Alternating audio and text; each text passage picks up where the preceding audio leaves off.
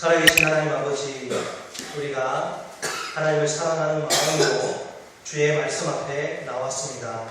성령께서 우리의 영의 눈과 귀를 열어주시고 진리의 말씀을 통해 하나님을 깊이 만나고 경험하는 복된 시간이 되게 해 주옵소서. 하나님 아버지, 우리가 온 마음과 뜻과 정성을 집중하여서 주의 말씀을 들을 때 성령께서 기름 부으시고 성령께서 각 사람의 처지와 상황과 형편에 맞게 적용하여 주시고 역사하여 주옵소서. 예수님의 이름으로 기도드립니다. 아멘.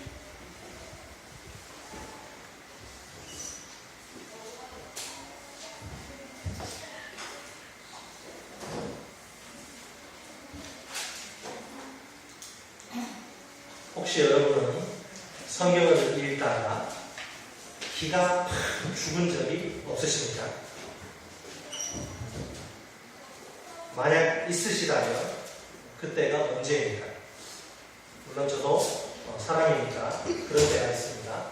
성경 속 등장인물들의 영웅담 앞에서 초라해지는 자신을 발견할 때입니다.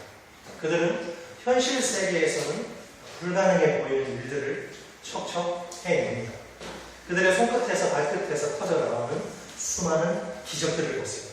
한편으로는 참 대단한 미인이다 이런 생각에 저절로 고개가 숙여집니다. 그러나 또 한편으로는 나는 도대체 뭐하는 인간인가 이런 생각에 참 부끄럽습니다. 아무리 생각해봐도 그들은 평범한 우리와는 차원이 다른 특별한 존재 같습니다. 모세가 그렇고 여호수아가 그렇고 그죠? 얼마나 그런 위인들이 많습니다. 그러니까 그들을 만날 때마다 계속 피가 죽는 거예요. 자, 오늘은 그 위인 중에 한 사람, 기드온에 대해서 우리가 살펴보도록 하겠습니다. 여러분, 오늘 본문에 등장하는 기드온은 여러 가지 면에서 상당히 독특한 인물입니다. 성경에서 우리는 그에 대한 신상 정보를, 다양한 신상 정보를 얻을 수 있습니다. 그는 이스라엘의 5번째 사사입니다. 훈련도 제대로 받지 못한 300명의 모압지졸로 미디안의 강력한 정예의 대군을 무찌른 영웅입니다. 이스라엘 백성들이 왕으로 추대하려고 할 정도로 아주 뛰어난 지도자입니다. 그가 사사로 다스린 40년 동안 이스라엘 백성들은 태평한 세월을 누립니다. 도대체 기드온이 이토록 탁월한 지도자가 된 원인은 어디에 있을까요? 그가 원래부터 선천적으로 탁월한 지도자로서의 자질이나 능력을 타고난 것입니까? 아니면 엘리트 교육을 받았기 때문입니까? 그것도 아니면 특수 군사 훈련을 받았기 때문입니까? 기드온이 처음 역사의 무대에 등장하는 오늘 본문을 보면 전혀 그렇지 않아요. 11절 말씀이세요. 자, 본문 11절 말씀 같이 한번 읽어보겠습니다. 시작. 여호와의 사자가 아비에셀 산 요아스에게 속한 오브라의 일러 참수리 나무 아래에 앉으니라. 마침 요아스의 아들 기드온이 미디안 사람에게 알리지 아니하게 하여 밀을 포도주틀에서 하자하더니. 자, 여러분, 적어도 그가 역사의 무대에 최초로 등장할 때의 모습은 굉장히 실망스럽습니다. 영웅으로서의 면모 도저히 찾아볼 수가 없기 때문입니다. 여느 이스라엘 사람들과 조금도 다를 것이 없는 지극히 평범한 모습입니다. 여러분, 밀을 지금 포도주 틀에서 타작하고 있어요. 뭔가 이상한 점이 있어요. 밀을 어디에서 타작해야 정상입니까? 타작마당 넓은 공터에서 마당에서 타작을 해야죠. 그런데 왜 조그만 포도주 틀에서 타작을 합니까? 본문은 뭐라고 이야기해요? 그 이유를 설명하는데 미디안 사람에게 뭐하지 아니하려고 하여? 알리지 아니하려 하여 라고 말합니다. 그러니까 미디안 사람에게 빼앗길 것을 걱정해서란 말입니다. 자, 기드온이 밀을 타작마당에서 타작하는 것을 미디안 사람들이 알면 큰일입니다. 그냥 내버려두지 않을 것이기 때문입니다. 그러니까 여러분, 정상적인 그 타작 과정에는 뭐가 동원되느냐면 들판에서 그 나귀들이 끄는 집 마차가 동원되기 마련입니다. 그래서 사람들의 이목을, 눈과 귀를 집중시키기 쉽습니다. 그러면 미디안 사람들에게 이제 몽땅 빼앗길 수밖에 없어요. 애써 수확한 곡식을 이런 식으로 허무하게 빼앗길 수는 없는 것입니다. 자, 그러나 포도주 틀에서 타작하는 경우는 다릅니다. 포도주 틀은 그렇게 크지 않거든요. 얼마든지 숨겨놓을 수 있습니다. 따라서 이제 포도주 틀 안에서는 몰래 남의 눈에 들키지 않게 타작을 할 수 있습니다. 자, 이것이야말로 수확한 밀을 안전하게 지킬 수 있는 좋은 방법입니다. 여러분, 포도주 틀이 어떻게 생겼어요? 그 바위를 동그랗게 깎아서 만든 돌통이죠. 모양이 여물통, 짐승 먹이 먹는 여물통처럼 생긴 그런 통입니다. 그 안에다 이제 포도를 잔뜩 넣고 올라가서 이제 발로 밟으면 포도가 터져요. 그때 이제 즙이 생길 거 아닙니까? 그 즙이 바늘 통해서 그 아래에 놓인 또 다른 돌통으로 이제 들어가게 됩니다. 자, 한번 생각해 보십시오. 미디안 사람들에 대한 극도의 두려움으로 벌벌 떨고 있는 거예요.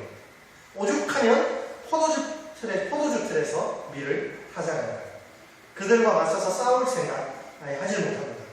자, 이것은 미디안 사람들이 두려워 구멍과 굴과 산성에 거하는 이스라엘 백성들과 조금도 다를 바 없는 모습입니다. 이스라엘을 구원할 사사의 자질 보이지 않습니다. 자기 한 몸 지키기도 버거운 신세입니다. 아주 초라하게 짜게 보이는 비굴한 모습이죠. 도대체 어떻게 이런 기드온이 전설적인 위대한 사사가 될 수 있을까요? 과연 기드온에게, 이 겁쟁이 기드온에게 무슨 놀라운 일이 일어난 것일까요? 오늘 보면 12절에 해답이 되어있어요. 여러분, 기드온을 기드온 되게 만든 것은 하나님의 부르심, 즉 소명입니다. 하나님의 콜링.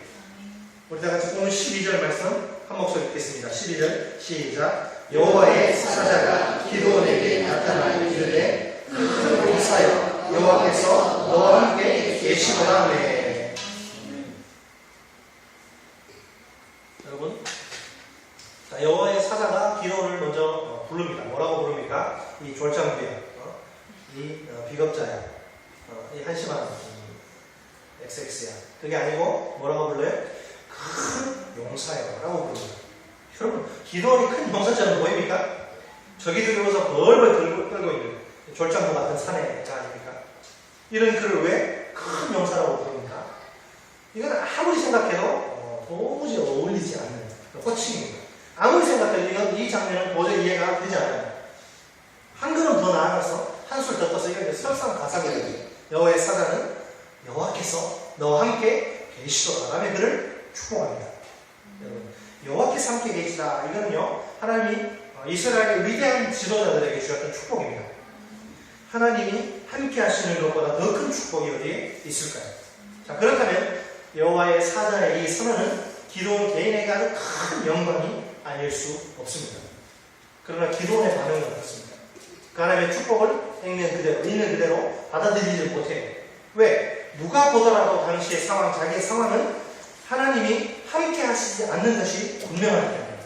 자, 이스라엘은 미디안에 의해서 몇 년 동안, 7년 동안 아주 지독한 압제를 당하고 있습니다. 먹을 양식 다 빼앗기고, 산에 가서 굴 속에 숨어 다니고 이렇게 생활하고 있어요. 무슨, 이게 빨치산도 아니고, 굴 속에 다 겨들어가가지고 살고 있습니다. 살아있다고 하지만 이게 사는 것이 아니고, 얼마나 비참한 상황입니다. 이런 상황에서 어떻게 하나님이 함께 하신다고 말할 수 있을까요? 자기 신앙으로 도저히 해석이 되지 않는 답답한 현실입니다. 이 답답함을 어디에도 하소연할 수가 없어요. 이런 현실 앞에서 기드온이 내린 자연스러운 결론은 무엇입니까? 오늘 13절 하반절 말씀이죠. 맨 마지막에 이제 여호와께서 우리를 어떻게 하셔서 버리사 미디안의 손에 붙이셨습니다. 이 모든 비참한 상황은 하나님이 이스라엘을 버리신 결정적인 증거라는 것입니다. 기드온은 더 나은 결론을 찾을 수가 없어요. 여러분, 사실 기드온의 결론, 터무니없는 것이 아닙니다. 얼마나 설득력이 있는지 몰라요. 13절 상반절에 보세요. 기드온이 뭐라고 대답합니까? 오 나의 주여, 여호와께서 우리와 함께 계시면 어찌하여 이 모든 일이 우리에게 일어났나이까? 또 우리 조상들이 일찍이 우리에게 이르기를 여호와께서 우리를 애굽에서 올라오게 하신 것이 아니냐 한 그 모든 이적이 어디 있나이까? 자, 그러니까 뭐예요? 하나님이 함께 하신다면 도저히 일어날 수 없는 일들이 벌어진 것입니다. 하나님의 거룩한 백성들이 이방인들의 손에 압제를 당합니다. 어떻게? 이럴 수가 있습니다. 그 옛날 출애굽 때 놀라운 이적으로 이스라엘을 구원하신 하나님의 능력 더 이상 보이지 않습니다. 아무런 기적도 일어나지 않습니다.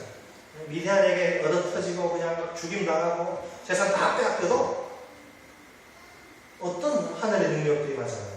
도대체 살아계신 하나님은 어디에 계십니까? 여기서 우리는 세대 간의 격차를 볼 수 있습니다. 기도는 젊은 세대, 청년. 그러니까 조상들로부터 이제 구전으로 하나님이 이스라엘을 어떻게 구원하셨는지 그 아주 엄청난 스토리를 늘 듣고 자라요. 그러나 조상들이 말하는 하나님에 대해서 정작 자기들은 이 젊은 세대는 직접적인 체험이 별로 없습니다. 자, 그럼에도 불구하고 충분히 또 오늘의 현실에서도 하나님의 구원의 능력을 기대할 수 있는 상황입니다. 조상들에게 역사하신 하나님이라면 후손인 자기들에게도 얼마든지 역사하실 수 있기 때문이죠. 자, 그런데 안타깝게도 현실은 그런 구원의 하나님의 모습이 보통 보이지 않아요. 같은 하나님을 믿으면서도 이렇게 체험의 영역에 있어서 세대 간의 차이가 존재할 수 있습니다. 자, 흥미로운 것은 오늘날 젊은 그리스도인들도 마찬가지로 사실 20, 30대 그리스도인들, 우리 조상들은 일제치하, 6.25 전쟁, 극심한 가난을 통해서 하나님의 그 도우심, 하나님의 간섭의 손길을 직접 체험합니다. 개인적인 그 신앙의 체험이 확실한 셈이죠. 그러나 젊은 세대는 조금 달라요. 하나님에 대한 이야기, 성경을 통해서 많이 들어오죠. 교회 안에도 성경 공부, 제자훈련 이런 게 많잖아요. 그러나 직접적으로 하나님을 개인적으로 만난 체험이 사실 부족합니다. 그래서 이러다 보니까 현실에 어떤 어려움이 딱 닥치면 여러 가지 의문들 가슴에서 솟아나는 거죠. 하나님이 살아계시다면 우리 그리스도인의 삶이, 내 삶이 왜 이렇게 가난하고 척박한가? 하나님이 계시다면 왜 그리스도인들이 이토록 쓰디쓴 실패를 경험해야 할까? 하나님이 살아계시다면 교회의 모습이 어째서 이 모양 이 꼴이고, 하나님이 살아계시다면 세상에 악이 그렇게 많은 이유는 무엇인가? 자, 기도는 마찬가지입니다. 하나님이 우리와 함께 하신다면 왜 이런 일이 우리에게 일어납니다? 그런 질문을 던지는 거죠. 하나님이 우리를 버리신 것이 아니냐? 아우성을 치는 거죠. 자, 그러나 기도원의 질문에 대해서 하나님은 이론적인 답변을 주시지 않아요. 본문 14절 말씀하세요. 여호와께서 말씀을 하시는데 뭐라고 말씀하십니까? 너는 가서 이 너의 힘으로 이스라엘을 미디안의 손에서 구하라. 내가 너를 보낸 것이 아니냐. 그러니까 하나님이 보실 때는 지금 시급한 일은 이론적으로 말싸움을 벌이는 것이 아닙니다. 실제로 고통받는 이스라엘을 미디안의 손에서 구원하는 것입니다.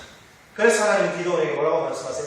가라고 명령하시죠. 그죠? 기도원을 보내시는 분은 누굽니까? 사람이 아니라 하나님입니다. 하나님은 기도원을 통해서 장차 이루어질 이스라엘의 구원의 위대한 역사를 바라보시는 거예요. 여러분, 오늘날 아무 영향가 없는 탁상 공론을 일삼는 그리스도인들이 많은 것 같습니다. 그저 성경 공부하고 훈련받고 이런 것으로 만족한 채 실제로 잘 움직이지 않아요. 머리로 하나님을 이해하려고 할 뿐입니다. 손과 발을 사용해서 잘 헌신하려고 하지 않아요. 하나님이 야, 너 이제 그만큼 배웠으면 훈련받았으면 됐으니까 이제 내가 지시하는 곳으로 가라 말씀하셔도 반응하지 않아요. 자기 아직도 부족하단 말이에요. 양육을 더 받아야 하고 훈련을 더 받아야 한다는 것입니다. 도대체 언제까지 양육 타령을 해야 합니까?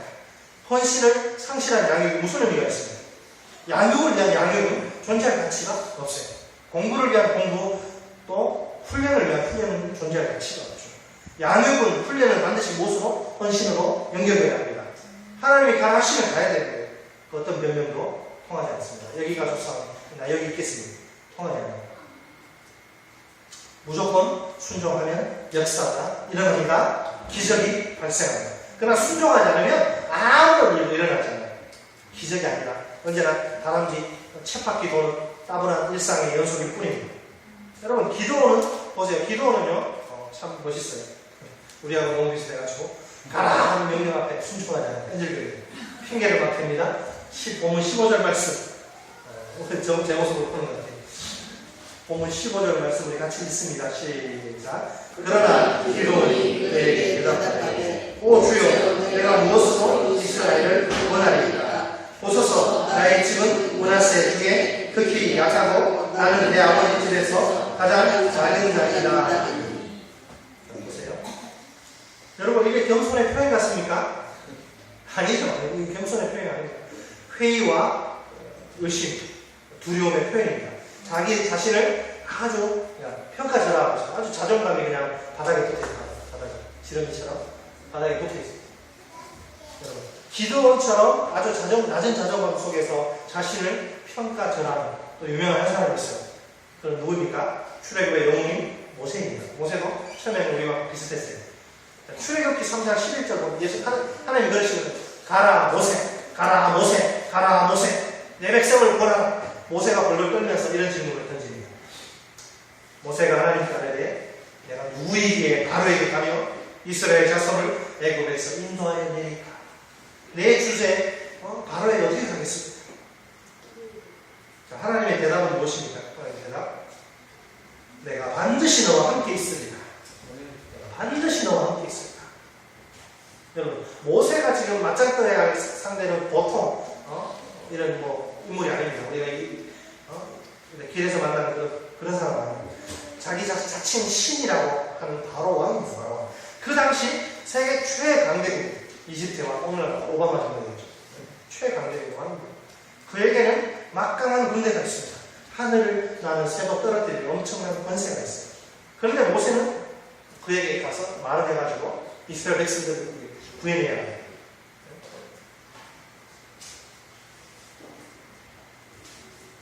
박중하기 짝이 없는 그런 인물을 맡은 모세죠. 자, 그런데 그럼 모세에게 하나님이 뭘 주신 건 뭐예요?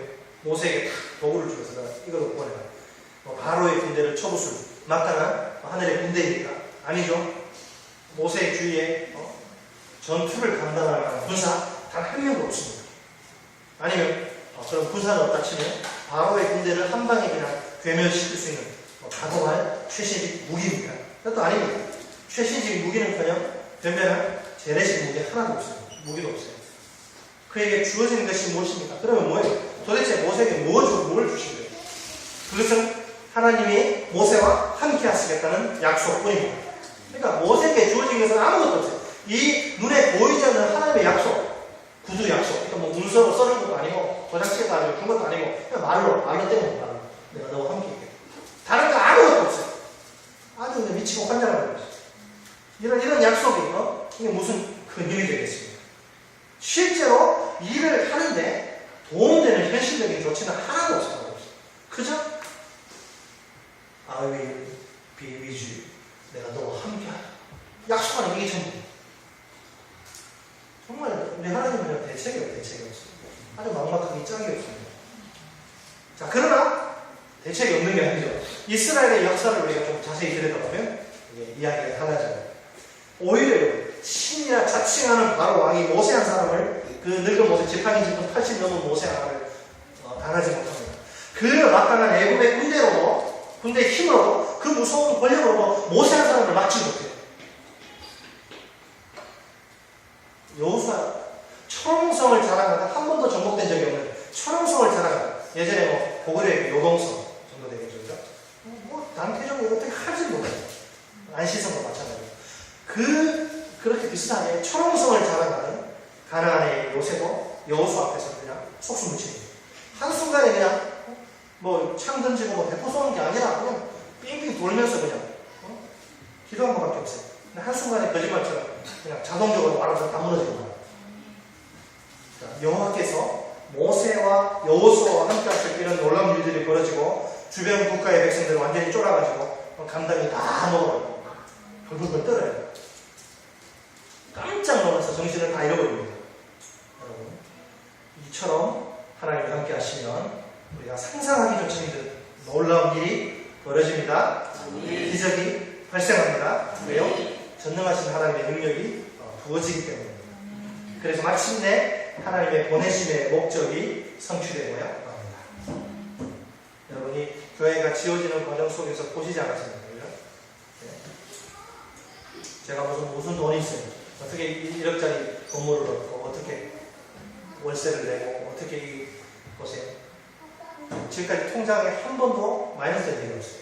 제가 뭐 밖에 나가서 일하니까 돈 법니까? 돈하고는 아무 관계없는 그 사람입니다. 당신이 내려갈 때 하나님 너와 함께, 내가 너와 함께 할 것이다 말씀하셔서 그냥 오니까 가게는 되는데, 이런 것도 우리 돈으로 산 게 아니에요. 그냥 기도하면 그냥 전화가 와요. 제가 강대상 하겠습니다. 피아노 하겠습니다. 김치 냉장고 하겠습니다. 여기 돈 한 푼 안 들었어요. 이거 소니요. 우리 개척교회는 바보나 이거 엄청 비싼 거예요. 여기 바보. 자, 그렇다면 기도원의 핑계는 어떻습니까? 기도원의 핑계는 하나님 저는 안 돼요. 저는 도저히 안 돼요. 하나님 앞에서 이게 통하지 않죠. 우리 집안이 정말 보잘것없는 집안입니다. 우리 집안이 보잘것. 나는 진짜 아주 그냥 나는 빌빌거리는 존재입니다. 기도를 이야기하는데 그거는 하나님께는 아무 문제가 되지 않아요. 도구의 연약함과 부족함은 하나님 앞에는 아무 문제가 안 됩니다. 오히려 하나님은 이렇게 정말 이 한심한, 이 비겁한, 한심한 연약한 자를 부르셔서 하나님의 일을 이루십니다. 정말 잘 배웠고 똑똑하고 힘세고 이런 인간 불러다가 슈퍼맨 같은 인간 불러다가 시키면 하나님의 영광이 드러나니까 그 인간이 높임을 받습니다. 그 인간이 원래 저 사람은 똑똑하고 가문도 좋고 가방끈도 길고 그러니까 또 미국 유학 물도 먹고 했으니까.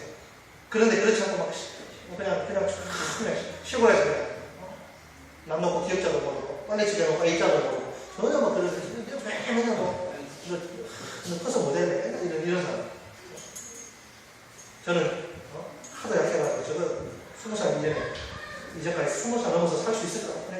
비실이었는데 하나 이렇게 연약한 자 별 볼일 없는 사람 불러서 하나님의 기적을 딱 하면 사람들이 저 일은 저 인간이 한 게 아닌데 이런 게 뭐지? 하나님이 하실 거야. 하나님 홀로 영광 받으시기 원하십니다. 바울이 뭐라고 말합니까? 제가 좋아하는 말씀 구절입니다. 오늘 성경 본문을 책갈피에 보시고 신약성경 고린도전서 1장을 보세요. 고린도전서 1장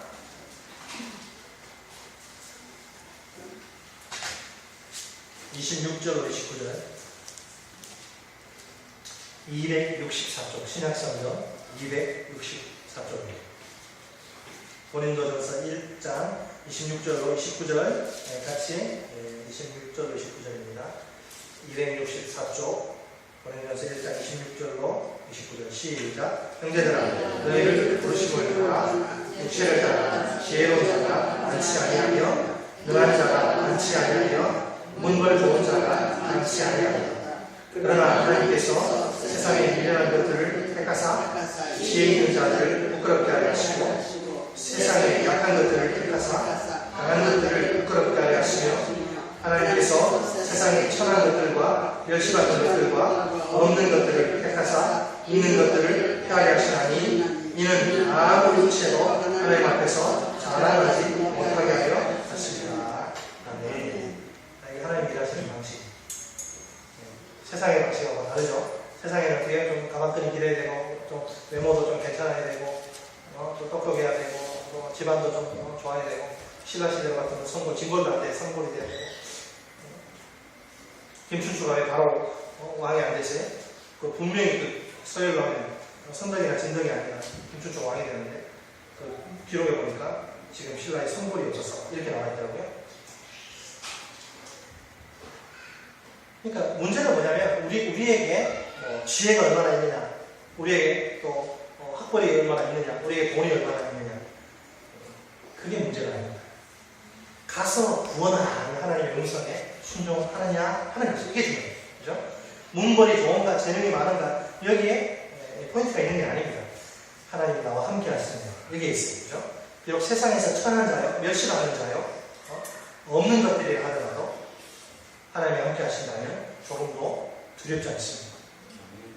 여러분, 이 하나님의 함께 하심을 믿고 하나님의 가서 구원하라는 명령에 순종하면 그 어느 누구도 그 무엇도 우리를 막을 수 없습니다. 하나님 나와 함께 하시면 지혜도 문걸도 재능도 전혀 문제가 되지 않아요. 우리의 최고의 무기는 여러분 하나님이 함께 하시는 것입니다. 자, 이제 다시 사사기로 와서 하나님 기도원에게 다시 한번 우리 하나님이 얼마나 신사적인가 하면 한번 말씀을 하셨는데도 약속을 주셨는데도 기도원이 자꾸 이렇게 하니까 다시 한번 놀라운 약속을 주시죠. 본문 16절 말씀 16절 같이 읽습니다. 시작. 여호와께서 그에게 이르시되 내가 반드시 너와 함께하리니 내가 미디안 사람을 치기를 한 사람을 치듯 하리라 하십니다. 아멘. 자, 아까 위에서는 내가 뭐 한다고 그랬어요. 하나님이 내가 너와 함께하리니. 자, 이번에는 그래도 의심하니까 내가 뭐야? 반드시 너와 함께하리니. 12절에 이어서 하나님의 함께 하시는 약속이 다시 반복되는데 반드시란 말을 통해서 약속의 확실성이 강조됩니다. 아울러 승리의 약속까지 주어집니다. 그 수많은 미디안 사람을 그냥 몽댕이로 한 사람 패듯이 패서 죽일 것이다. 그 말. 승리의 약속. 여러분 하나님 함께 하시면 두려울 게 없습니다. 하나님의 명령에 순종해서 가기만 하면 됩니다. 그러면 하나님의 승리를 주십니다. 그 사람 아시잖아요. 승리는 내 것일세 승리는 내 것일세 구세주의 보혈로서 승리는 내 것일세 내 것일세 승리만을 구세주의 보혈로서 항상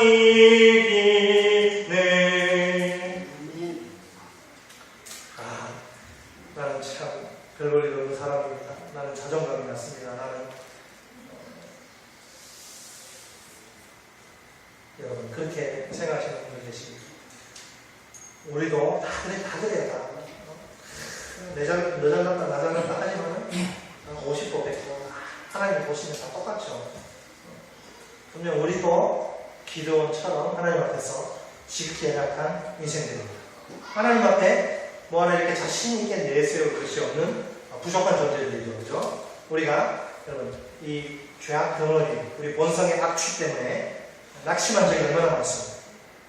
그럼에도 불구하고 하나님은 오늘 우리를 큰 용사로 부르십니다. 그러니까 누가 뭐라 해도 우리는 하나님의 큰 용사입니다. 자, 우리 다 같이 한 목소리 이렇게 외치겠습니다. 따라합니다. 당신은 하나님이 부르신 하나님의 큰 용사입니다. 당신은 자기 이름 넣어서 시작. 김상준은 하나님이 부르신 하나님의 큰 용사입니다. 아직 잘 파악이 안 되신 분들이 있는데 다시 한번 당신은 자기 이름 넣어서 시작. 김상준은 하나님이 부르신 하나님의 큰 용사입니다. 아멘이십니까? 아멘. 중요한 것은 하나님의 부르심, 즉 소명, 콜링입니다. 콜링. 우리에게 내 인생은 오발탄처럼 이 세상에 엄마 아빠의 사랑으로 이렇게 태어난 것이 아니라 우리에게 내 인생은 하나님이 가라고 해서 보냄을 받은 것이라고 하는 확고한 신념이 있습니까? 나는 하나님이 세상으로 보내신 자라는 분명한 믿음이 있습니까? 하나님이 나를 보내셨다는 이 믿음만 확실하면 문제될 것이 없습니다. 두려울 것이 하나 없습니다. 그 어떤 장애물도 극복할 수 있습니다. 학벌이나 재능이나 나이는 더 이상 우리의 발목을 잡을 수 없습니다. 자, 오늘 우리에게도 하나님은 동일한 명령을 던지십니다. 가서 가정을 불신자가 우글거리는 이 가정을 구원하라. 가서 불신 동료가 우글거리는 이 직장을 구원하라. 가서 불신자들이 바글바글거리는 한국을 구원하라. 가서 하나님을 예배하지 않는 자들이 넘치는 열방을 중국을 북한을 구원하라. 물론 명령만 주시는 것이 아닙니다. 약속도 주십니다. 어떤 약속? 내가 너와 함께하겠다. 네 글자로 임마누엘과 승리의 약속 주시면서 우리 모두는 가서 구원하라고 하시는 명령하시는 하나님의 음성을 들어야 합니다. 우리와 함께 하시겠다는 하나님의 그 약속을 붙들어야 합니다. 무조건 믿음으로 순종해야 합니다. 하나님이 가라 하시는 곳이면 어디든지 가야 합니다. 그럴 때 전능하신 하나님이 일하십니다. 위대한 하나님의 역사가 일어납니다. 깜짝 놀랄만한 기적이 발생합니다. 말씀을 맺겠습니다. 다시 한번 강조합니다. 우리는 누구냐? 우리는 하나님의 부르심을 입은 큰 용사입니다.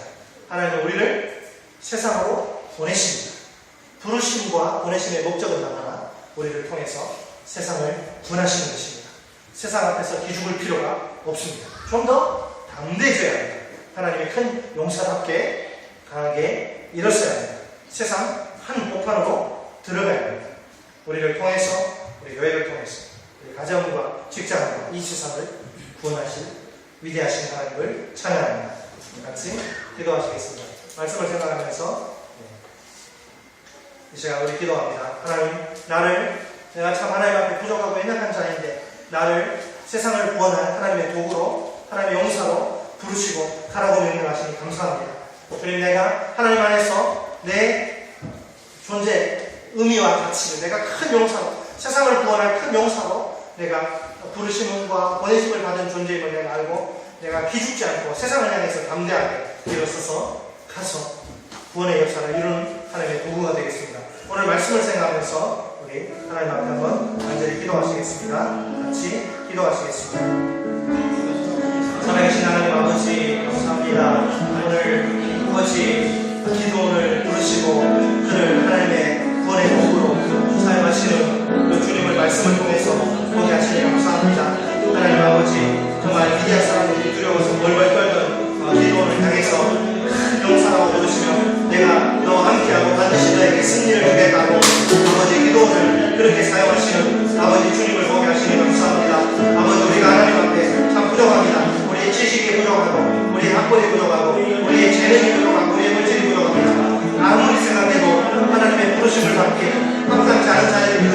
그런 이것이 왜 은혜요, 왜 사랑인지 하나님은 우리를 통해서 아버지 세상 구원의 역사를 또 계획하시고 우리를 하나님의 큰 용사로 부르시고 세상으로 보내십니다. 가서 구원하라고, 가서 가정을 구원하라고, 가서 직장을 구원하라고, 가서 한국을 구원하라고, 가서 북한을 구원하라고, 가서 중국을 구원하라고, 가서 세상을 구원하라고 우리를 보내십니다. 우리 주님 교회와 함께 하시며 아버지 두려울 것이 없습니다. 이 시간 우리가 담대하게 가셔서 일어설 수 있도록 도와주시고 함께 하시겠노라, 승리를 주시겠노라 약속하신 이 주님 믿고 아버지가 갈 수 있도록 순종할 수 있도록 도와주시고 우리를 통해서 아버지의 가정이 구원받고 또 우리의 직장이 구원받고 아버지 한국이 구원받고 중국이 구원받고 세상이 구원받을 수 있도록 인도해 주옵소서.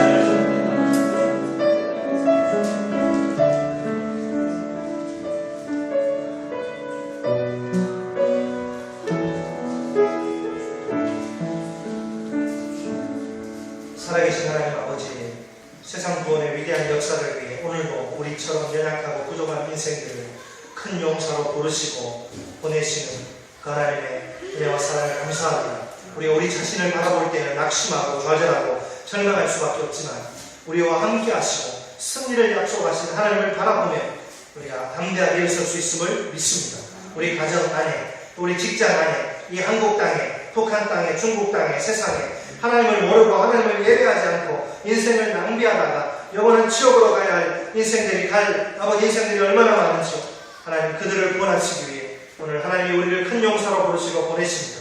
주님, 더 이상 핑계대지 않고 변명하지 않게 하시고 우리가 아멘 믿음으로 순종하며 나아가서 우리를 통해 놀라운 구원의 역사가 일어날 수 있도록 도와주옵소서. 내가 하나님의 부르심과 보내심을 받은 큰 용사임을 아버지 기억하고 힘있게 일어설 수 있도록 도와주옵소서. 예수님의 이름으로 기도드립니다. 찬송 351장 부르시겠습니다.